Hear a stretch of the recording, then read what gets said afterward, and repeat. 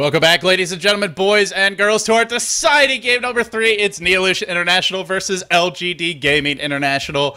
A lot of people probably assumed this would be a clean 2-0 sweep, but they were wrong. It is now game 3. LGD.int, they took game 1 convincingly, but NeoES.int battled back and really slapped them around on the back of an amazing Mr. Swish, classic Pinoy-style Queen of Pain with that big old bad Dagon. So now they force game 3, but LGD.int, they're starting with a more stable draft. They're going to open with the Pycat Lone Druid. I'm LD. I'm joined here by Luminous of Beyond the Summit, and thank you all for joining us today. Lumi, your thoughts on this game number 3? Who's going to take it?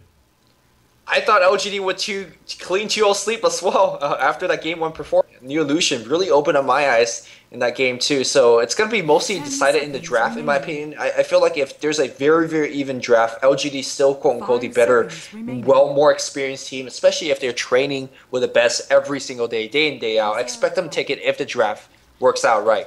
Obviously, they outdrafted NeoES very much so in game number 1. And game 2, I think they were a little bit surprised with it with the Shadow Demon Dazzle as well as the Invoker combo. It was pretty beautiful to watch, not only in the laning phase, but also during the big, bad team fights. I'm very surprised that LGD picks up Lone Druid instead of Magnus, because they were known to actually have first pick Magnus and just about every situation they get. Yeah. And very surprising to see them, just go Lone Druid right here. But they have so many options from here. There's a Darkseer in the pool, there's a Chen in the pool, and the classic LGD style really throughout G League was get a hero who can farm a fast mech like a Darkseer, get your strong pushing carry, be it the Luna, the Lone Druid, something like that, and then get your Chen +1, Rubik or Shadow Demon being the ideal 2 choices. So they could get at least 2 of those 3 remaining pieces if they want to go for their signature 5-man look to end the game at 30 minutes Dota. NeoES got to start with the Shadow Demon and getting a strong hero to counter 5-man in the Magnus. If you get caught by that RP, boy, does it hurt. Sure, LGD, they could go for the Darkseer, get that fast mech online, but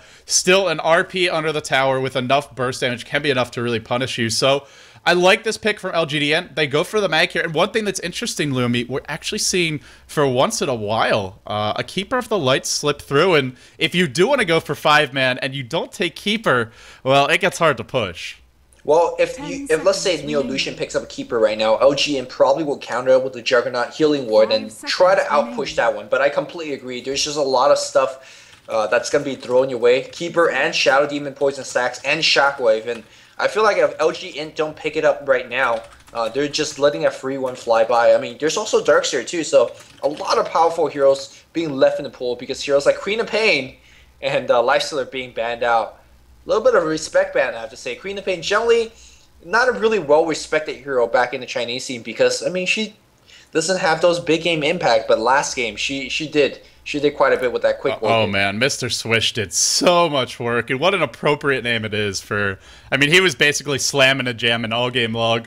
As for LGD, and let's see what they go for. They don't have to go for the 5-man Dota. It's just, well, it's what we expect from them, really, because of the way they've shown to play in the past. But they do have some options here. They could even go for the Keeper, run an aggressive tri-lane with that Keeper, run the Lone Druid as that safe lane solo, or even the mid solo 1v1, and either way, it would be pretty strong. Lone Druid can beat Magnus in lane. They go for Leshrac and Rubik, so not opting to take the jungler here, but ensuring that they have a strong dual stun combo. So if they want to go aggressive, they have the setup, they have the follow-up. The options are open for LGD, and I'm almost positive we will...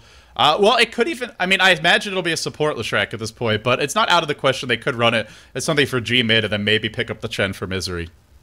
Yeah, LG also looks like they're trying to set up a Gyrocopter pick as their 3rd on their tri-lane, offensive tri-lane, and this is a very, very powerful tri-lane. It's no Rubik Leshrac into Rocket and everything else, but lift into a stun is still very, very good. And I think this is a lot of option and a lot of incentive for NeoES to go Keeper of Light right here. Not only is it good against a 5-man like you talked about, it's also insanely powerful against the offensive tri-lane lineup that the LGD loves to run. I mean, no tri-lane really will able to survive Illuminate to the face every other 10 seconds. I totally agree. And here's the question is, who is going to be that 3rd hero for LGD? Because they're not getting Gyrocopter now. They will at the first pick coming out of the draft, so maybe it's something that they look to, that NeoES has to spend a ban on. They pick Undying. They leave Keeper in the pool. A very strong tri-lane hero as well. Also, Libby, it's worth mentioning, I believe the new patch has actually kicked in. So Keeper of the Lights received some nerfs. I believe the radius or the width of his Illuminate is a bit lower, and correct me if I'm wrong, but the cooldown is a bit longer. Is that... I think the mana cost. The mana cost is higher. Yeah. Okay. So Which he's had some is a nerfs, big but deal. he's still Keeper of the Light. He's still Keeper of Light. He still has all of that versatility. No, LG Gaming not going to be going for the gyrocopter. So, excuse me for predicting that one wrong. Undying plus Shadow Demon does open it up for NeoES.int for a lot of aggressive tri-lane. So, I mean, LG Gaming known to run aggressive tri-lanes themselves. I think they might not be able to kind of tackle head on because this tri-lane here for NeoES.int has a lot of horns so far. I mean, every single hero on NeoES.int has horns. I think does Shadow Demon have horns? He has horns around him. So. Okay. Close enough. Well, apparently this game is not in Dota TV, so I'm actually going to message Atri now, our admin, and make sure he knows. We'll have to restart after the draft, guys. I apologize. It looks like our admin may have forgotten to... It's not actually Atri hosting the games. It's Pikachu from G1 League, so don't be mad at him, though. He's putting on this awesome event. He is the head admin, organizer, and does a bit of casting as well on the side here and there. But NeoEnt looking to fight this tri-lane head-on. That's why you pick up the Undying, and now they're banning out the Juggernaut, a hero that synergizes really nicely with Rubik Leshrac, and I think a smart ban because Juggernaut's a hero that can just flat out kill you. I mean, even if you disrupt a hero, you may die after that disruption just to all the chain stun, all the burst. Probably the single most burst damage for a tri-lane carry outside of Gyrocopter, and also has magic immunity, so it doesn't have to worry about being aggressive nearly as much. A smart ban because now it's more likely it'll be sustained fights, and that's where Undying is really going to excel. Yeah, Undying normally, of course, opening up with Decay at level 1, and depending on how they feel about the lane itself, generally go for heal as well as the Tombstone. So it's actually a little bit difficult to predict that skill build as well. And now it seems like NeoES.int targeting a G's hero. Templar Assassin is going to get banned out, but G's got a bunch of heroes. He could play the Darkseer mid, he could play that Beastmaster if what he wants. I don't think Beastmaster is going to be good here against Undying. I'm not sure what G is actually going to play, though. It seems like whenever he's not playing the Magnus, he's not playing in a very, very comfortable position. Yeah, guys, don't worry. The game will be remade for those who are trying to watch in Dota TV. So sorry about that, but you can watch the draft on the stream. They got inside the lobby, or the Dota TV in time for the game. And, of course, thanks to everyone who bought a ticket. You are supporting the G1 League directly. If you're watching this on Twitch, well, as I've been said before, you're doing it wrong. Go to g1.2p.com. Watch on their website. If you don't like their website for some reason, email me feedback about it at bts@beyondthesummit.tv, and we will relay that onto the G1 League admins. And I think I said G League earlier, but I meant G1. Even I confused them, not in my brain, but just in my mouth from time to time. But yeah, this is, of course, the G1 League, brought to you by 17173.com. A deciding game 3 between LGD.int and NeoES.int, and we're now seeing the Shadow Fiend ban, the Gyrocopter ban, and the Luna ban. All of the carries in the game, basically, that are left. So LGD.int, they've got the strongest carry on the board right now, the Lone Druid. And NeoES.int, I don't know what they really go to. What do you think? I mean, we've seen Ninja Boogie play things like Storm Spirit in the past, but against this kind of lineup, that's pretty risky. Yeah, I mean, there are carries that are more traditional, like the Void or the Anti-Mage and Dragon Knight, for example. But these are more of carries that don't explode and snowball out of control, not like a Shadow Fiend, like a Gyrocopter. So, and of course, there's that quick mech buyer. That's a potential quick mech buyer from Nature's Prophet, especially if he's going to be playing in a very protected position. Or we could see that Midas into a Shadow Blade build, which is very, very common still. But I don't think that's how LGD will be playing it. Yeah, it looks like they probably want to do the Lone Druid mid, the Prophet safe lane, or maybe you flip those two around and then run the aggressive tri-lane. Leshrac, Rubik +1. I'm not entirely sure who that +1 will be at this point. I mean, maybe it's even something like the Clockwork, who is still in the pool. Doesn't give you the most damage, but has so much disable when you combine it with Rubik and Leshrac, and could look to get some kills. The only thing is the burst won't be there quite to the same degree as when they have a Gyrocopter, and potentially that's where Decay Spam can turn the lane around. But NeoES.int are going to go for a slightly weaker Is this actually a solo Shadow Shaman? It could be. It definitely could be. I mean, the mid lane is all about the spam, and Aftershock spam with Bottle and Regen is not that bad. And of course, getting ability to get a quick Blink Dagger on Shadow Shaman could be good as well. Now, Magnus wants mid, Shadow Demon needs mid. He could be played as a support, and most teams do play him as a support, but he's very weak in the tri lane, I feel.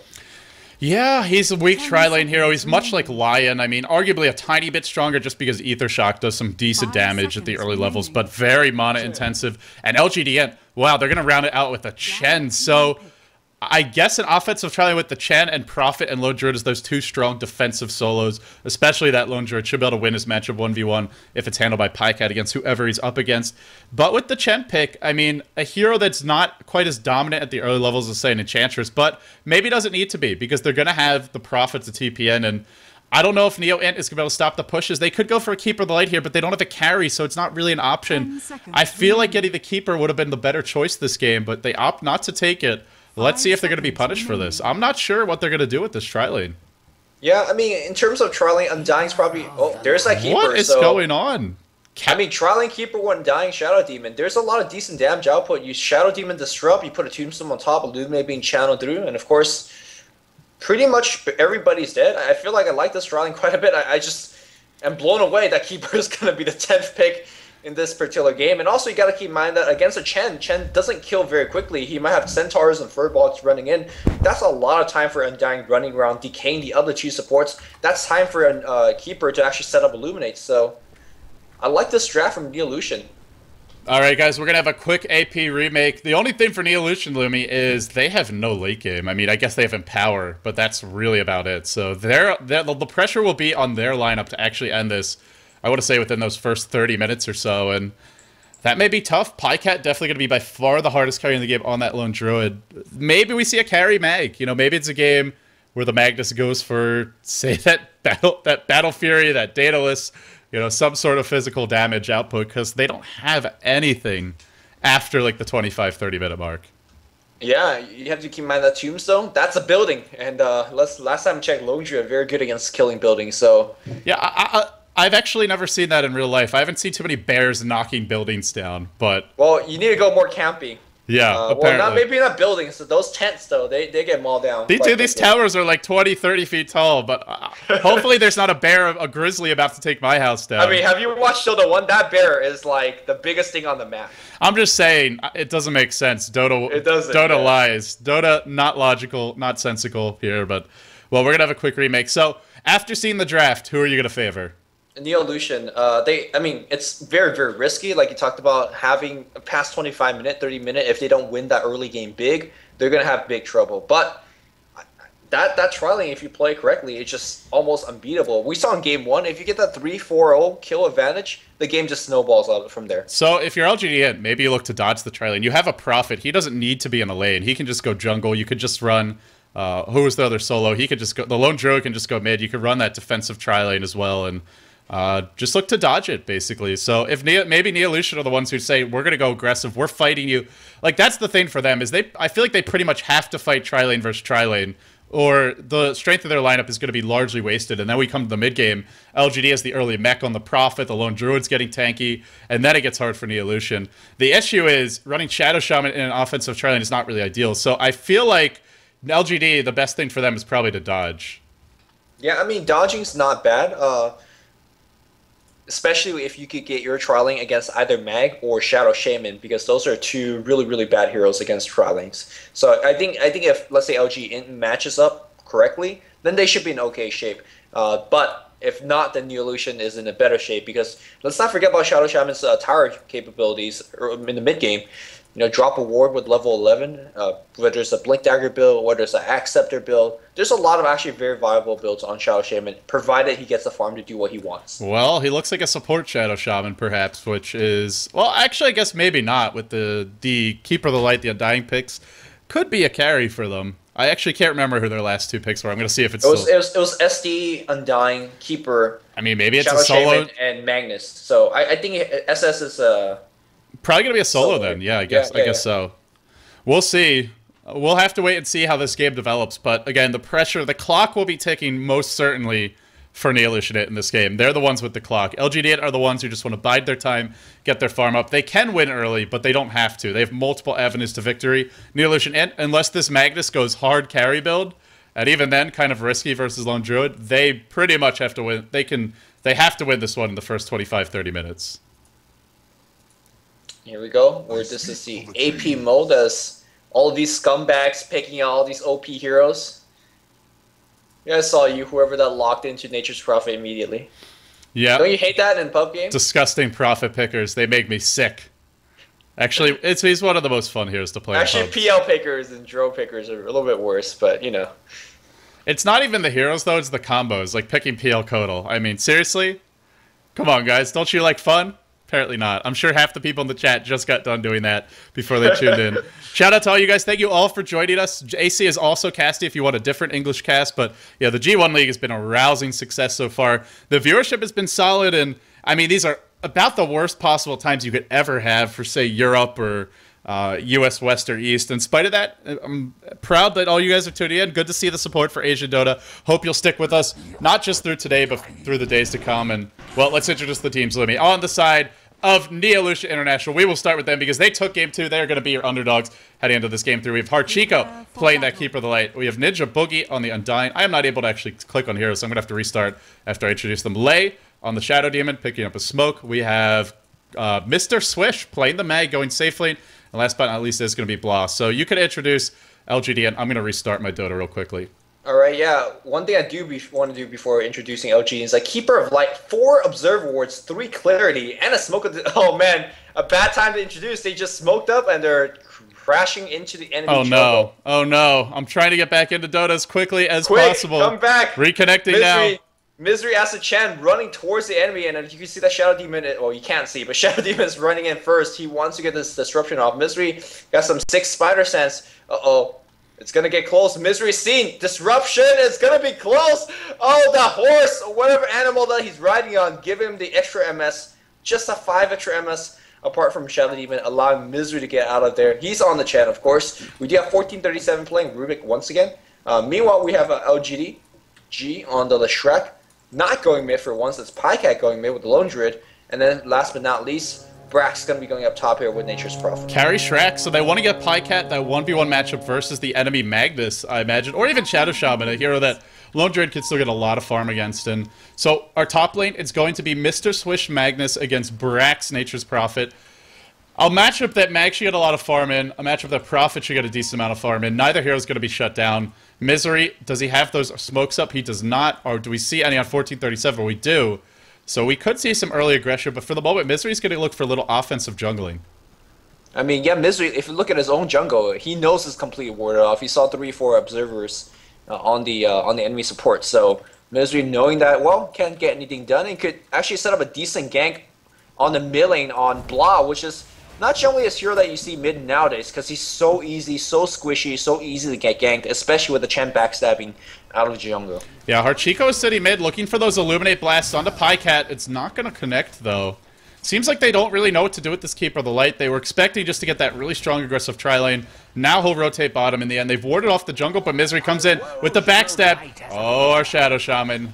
Blah, blah, blah. Has to be careful. He'll live, but the pressure is on. Maybe not, though. He gets stunned. Nope, there's no follow-up. Just some harassment. I mean, actually warding him away from the lane like this and delaying that Bottle and Bottle Crow, it's going to be a very, very big win for Pycat. Because once that Bottle Crow happens, that Aftershock has decent AoE to shoot onto the actual hero as he's actually harassing and last hitting the creep wave. So it's very, very decent support that's coming out from Misery. And with that Centaur being picked up, he could actually go back in the jungle and start supporting his duel on the bot lane. G's going to be getting the farm. I love the Lightning build in this case here. You want as much AoE and as much damage over time in a big area against this particular tri-lane. Here he goes, letting those fly. And of course, he wants to protect the creep wave from going into the tower. That's like prime time for NeoES.int to start diving with heroes like Undying and Shadow Demon. So it looks like they're giving Ninja Boogie the Undying the farm. There's your disruption to start. We're going to see Illuminate to follow. Not enough to get a kill just yet, but some harassment being done. Not hitting the creep wave with Illuminate. Harchico quickly chewing through those Clarity Potions. Has 1 left. But the new cost, maybe it will come into play here as he's not even close to level 2 just yet. We're going to see an early smoke gank. They smoke after dewarding, so there's no vision for this. And Shadow Shaman, one of the easier heroes to kill. You can see the gank route being mapped out. They're probably going to go just like so, or even just up the side of the lane since the lane is pushing. They could do this as well, and yeah, that's what they'll do.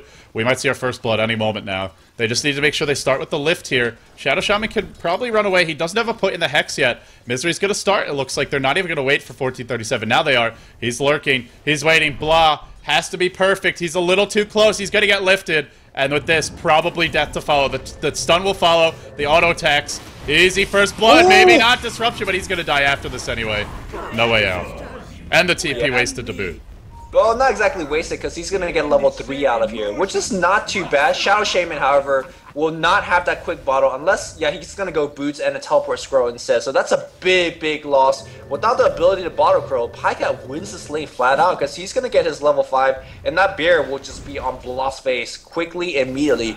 Remember what we said about this pick? NeoES.int have to win the early game. Shadow Shaman is going to be a big part of their early game as well because he can actually help tower pushes. So this is a kind of a big blow to what NeoES.int's got in store for the Shrek. They're dominating all 3 lanes. Brax currently 10-4, even with the Magnus, and has basically 1 less. He has 3 more denies. Net's going to go in bottom lane on delay. They'll start this off. He is level 3. Illuminate being channeled. Can't self-disrupt. Goes down from full to nothing in a few seconds flat. The Tombstone deployed. Now just going to be farmed some additional gold for LGD.int. Losing 2 lanes, I mean now really all 3 lanes, because even bottom lane, Leshrac was farming, and the reason I said it was a waste of TP mid is sure Shadow Demon gets some experience, but now you've just freed up G. You're running an aggressive tri-lane to shut something down, to get an early tower, and G up to level 4, not being shut down in the slightest, the 2nd highest farmer on the map, Pycat crushing mid, and of course Prophet doing well top. So 3 lanes, heavily won for LGD.int, the gold graph reflecting it, already over 1,500 gold, already over 1,000 experience. Just such a risky draft from NeoES.int, and seems like they're not having the start they were hoping for. Yeah, I cannot stress how well the Radiant team plays so far. Keeper of Light finds all the runes. He had a regen, he had a haste. Oh, he actually runs through a Sentry where there's a net, a couple of pot shot harass, and that Keeper of Light a little bit more annoying. Again, I want to stress how well the Radiant has been playing, especially the 2 supports. Able to, first Misery starting the opposing jungle, recognizing that his own jungle was warded off, setting up those ganks on the mid lane through a smoke after D-warding. A lot of small plays, but all these small plays matters, and of course now they're big lead because of it. I'm not Pycat 22-20. It's not an easy lane for Shadow Shaman unless he could just bottle crow, constantly spam Ether Shock, and with that death it slows down his bottle crow action. I think we're going to see the bottle out next, but he was forced to go back for boots, just didn't feel confident. They'll go bottom. Disruption, Soul Catcher, Tombstone as well, Illuminate, but no stuns, and G's just going to walk away. He'll be fine. Maybe not. Decay dive from Ninja Boogie, looking for an additional decay. Doesn't actually have the cooldown just yet. The Illuminate channeled, won't connect. Prophet ult bounces through. Here comes Brax, picks off 1, wants the double, looking for it with Misery here. That will be a double kill. Misery the one to claim it. Might be a triple. Tri-lane, gonna get wiped off the bat. 5-0. This is looking incredibly bad for NeoES.int. They don't have much late game. They're getting destroyed in all 3 lanes right now, aside from top, where Magnus is farming okay, but not participating in any kills. And I don't know, Lumi. This is as bad as you can have a start out with on a lineup that was very little in the way of comeback mechanics. RP being dropped on Brax, skewers backwards. So let's see if Brax is going to make it out alive. He's got a salve. There's no mana. He's fine. I think he's going to salve through that. Yeah, no mana for the shockwave. And mid lane, more death. Blah's about to get caught. The smoke will be revealed. Misery going to cut off his retreat. Zapped and dead. And that's just more success for LGD.int. RP blown, now not available to bail at the tri-lane. And good play from Brax. Able to get just out of range, no mana on the Magnus to actually drop that final shockwave. And now a ward behind the tower, even less area for that Shadow Shaman. And now the tower under severe pressure. Bottom lane, they do get the counter kill in Leshrac, but they're losing a tier 1 mid for a kill of Leshrac. Decay, Soul Rip, every spell being dropped on G, but they just can't really do much. I mean, the Radiant tri-lane, when they get kills, they can actually push off the potential of the Darkshore Warlord. I mean, we can't really push off an undying kill. It just doesn't do much. Here comes a hasted mag. No RP. Boy, would he love to have that now. He could look for a skewer. He's going to whiff completely. And I think that's it. Gets netted. Gets thrown up in the air. Now back down. Maybe looking for a shockwave. It's going to hit the 2 supports. But only level 3 shockwave. Not enough. Brax calmly pushing out top. Probably going to see the mech rush from him. I imagine for Misery we'll see the quick arcane boots. And that's really the most efficient way to do it. Their 5-man Dota is going to be pretty strong in the mid game. G just tanking up. That's really what LGD.int need, is just anything to help them tank. Because they'll have the damage later on. Yeah, I mean, at this point, they're controlling this game so well. Very reminiscent of game number 1. They would have had like 5-0 at one point. Of course, they don't really spiral out of control. But Nature's Prophet getting yet another kill. Shadow Demon also gets picked off. This TP in from Brax, as well as the one that he did earlier, just taking over this game right now. Brax playing rather well in all 3 games so far, I want to say.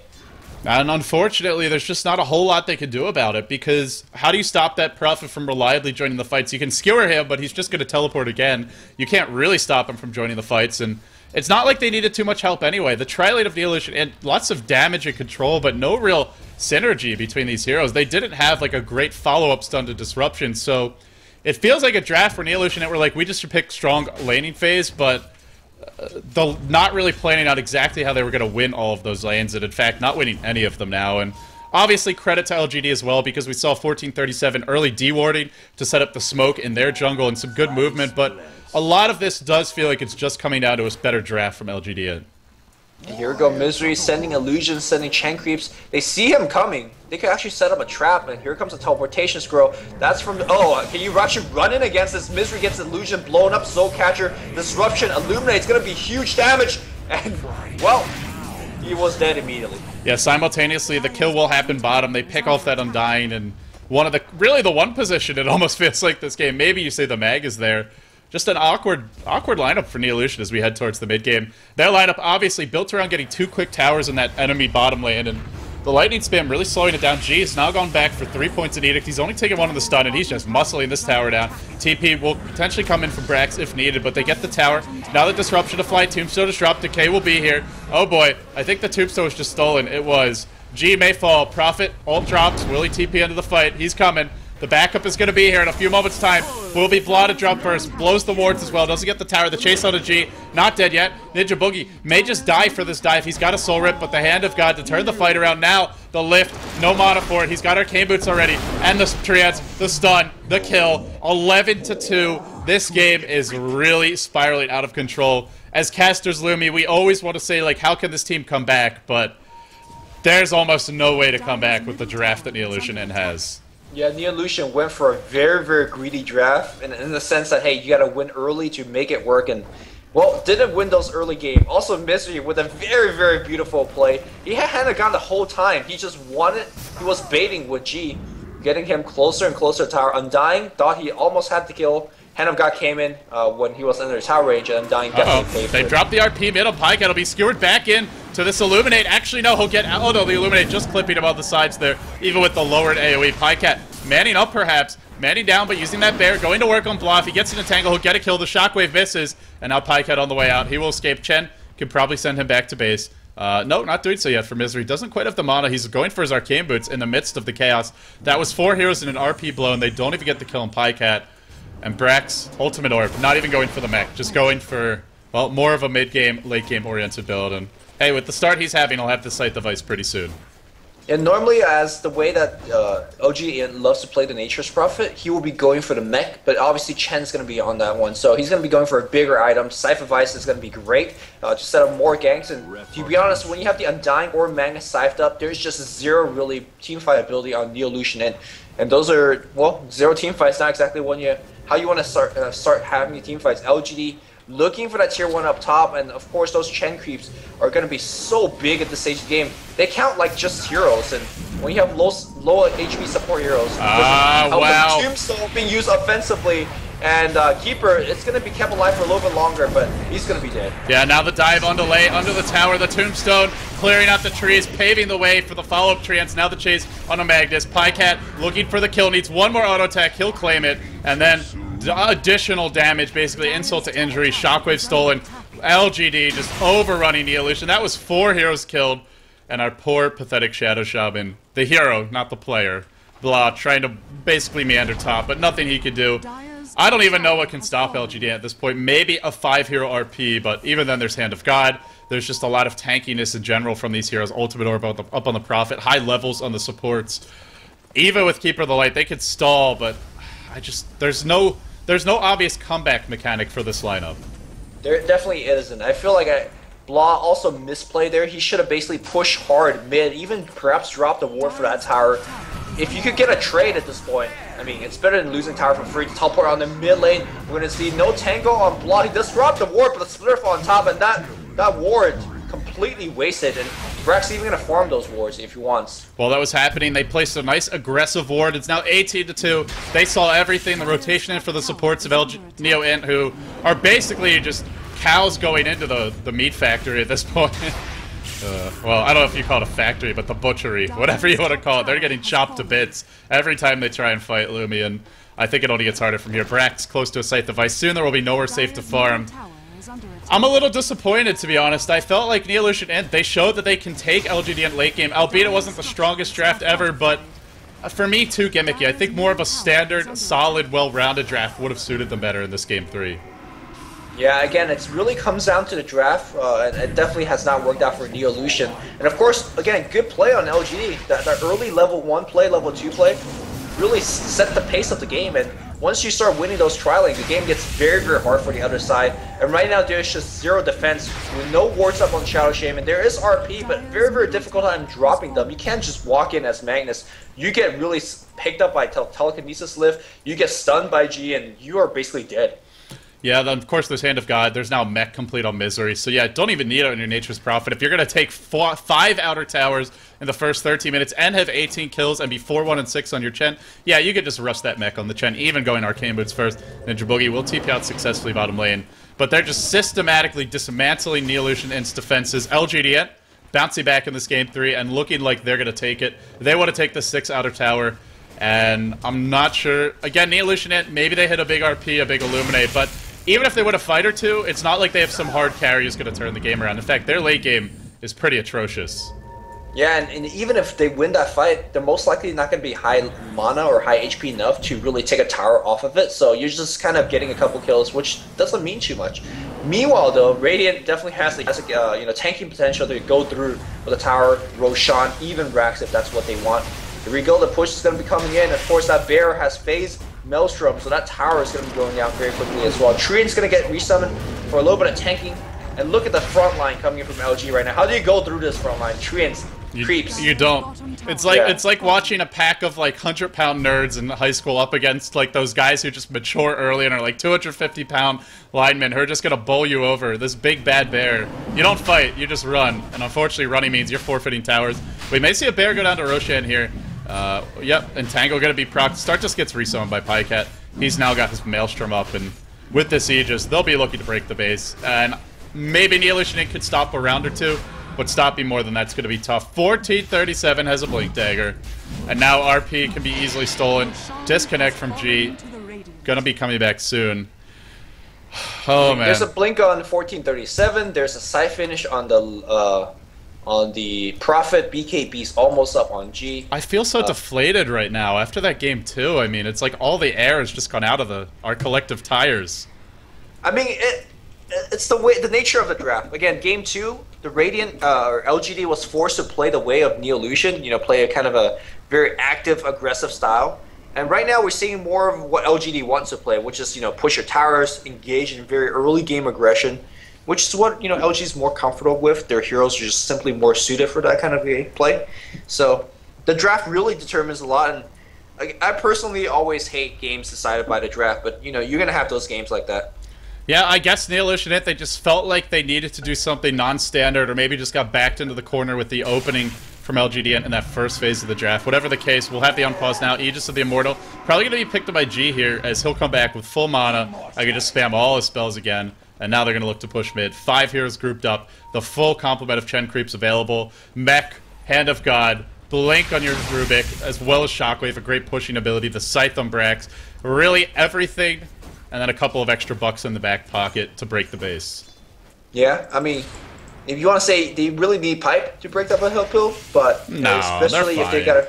I mean, RP Illuminate. But they have Hand of God as well as Mech, so I would say that fills in a pinch as a pipe. Plus, Lone Druid Bear is not dying to those nukes. You need a lot more than that to bring it down. Well, here's the thing, though. Illuminate at the shot could actually blow up the entire creep wave, so they would never really have a creep wave walking up the hill. Yeah. So maybe the pipe is needed to actually protect that creep wave. I don't think it matters, because Lone Druid Bear could just sit on the high ground, working on the tower. You have Leshrac who can just walk up and Edict it. Plus you have Chen creeps, which probably will live through at least the initial barrage, and Edict will just damage the tower. If you go in, you're probably going in on a Leshrac with an Aegis. You're not going to catch Lone Druid if he sits back, and you don't even have a Blink Dagger on your Magnus, so I think they don't even need the creeps, to be totally honest.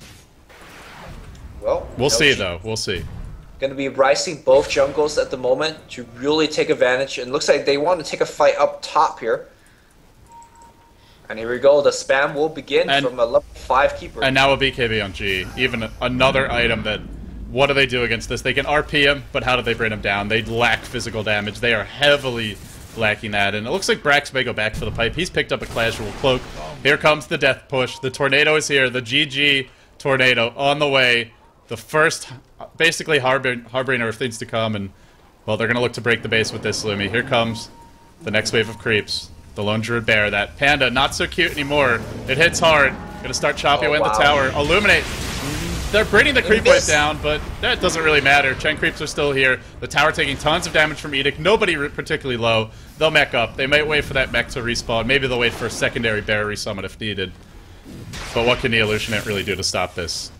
Basically, that uphill kind of peak for the Radiant was they traded a Force of Nature treant for a Tombstone and a ultimate being used on Undying. They'll keep resummoning those treants whenever it comes off cooldown, and eventually NeoES.int will just get kind of a outlasted, if you will. As well as the big thing, which is over half the health on the tower. So, I mean, that's a pretty good trade for LGD.int. Yeah, and they're, like you said, I mean, the pipe is definitely not. It would be helpful, but it's definitely not. Oh yeah, definitely would help. Would make it easier and safer, but. Well, we see a gem up on 1437. Looks like he just wants to make sure that there's no wards. He'll probably go for an Observer Ward on the high ground. Oh, they're going to catch Blah. Not a good start to the fight. He will be disrupted, but the Split Earth is there. G says, thanks for the setup stun, guys. Nails him. Brings him down quickly. The bear will fall. G running low. He's got the Aegis. He'll come back if he does die. He hasn't died yet. There you go. Buyback from Shadow Shaman. Desperate. Throw everything at this Leshrac. There's an RP, but there's Chain Stun. Stopping that RP. Test of Fate. Soul Rip to keep him alive. Not enough. He will fall. G man's up. Drops the big BKB and the AoE, manning in delay and just bringing him down. This horse is secretly a man. That's just too much. Ninja Boogie, he's had enough. He's going to GG out. An unfortunate end for NeoES.int, but, well, they put up a big fight in game number 2. Yep. I mean, again, very, very standard. LGD.int makes it look easy. And, well, they're moving on, LGD.int. Game 2 looked pretty bad. There were people starting to doubt LGD.int, but Game 1 and 3 just showing that they're still, the top dogs between these two teams. Well, it will be LGD International, the Western favorites, of course. They will be moving on this hodgepodge of European, North American players. They advance into the Phase 2 final round. If they win their next best of 3, which will be up against either Vici Gaming or Realimin, they will advance into Phase 3, where the top dogs are waiting for them from last season. Orange, LGD China, Invictus Gaming, and of course Team DK. A fearsome Final 4 lurking at the top of this tower. Can they make it into the final stage, the LAN finals? Well, they're not there yet. I would say I'm feeling like they're maybe showing some weakness, so we're seeing kind of LGD at that game 2. The draft wasn't really the best. This game, they go back to a bunch of heroes that are very strong, but I don't think they're getting this draft against most teams. You're not going to get your Chen that late in the draft. Maybe you get the Lone Druid, but teams are not going to give LGD these kind of picks. Teams like LGD China, DK, IG, they may win, but they're not going to win with this hero composition. Yeah, they always ban out that Chen Enchantress, and as a result, they get heroes like Keeper and Darkseer, which, are all also good. Meanwhile, fights are happening out, though. These are just, making those stats look nice here for LGD.int as they're winning most of these fights. Well, our admin has disconnected. Pikachu, he'll tap out. We'll see a few more kills before it's all said and done. The final moments for NeoES.int. He'll actually reconnect. He ends the game. He says, no, you said GG, you're done. Pikachu is here. And he delivers that final verdict with the authority of a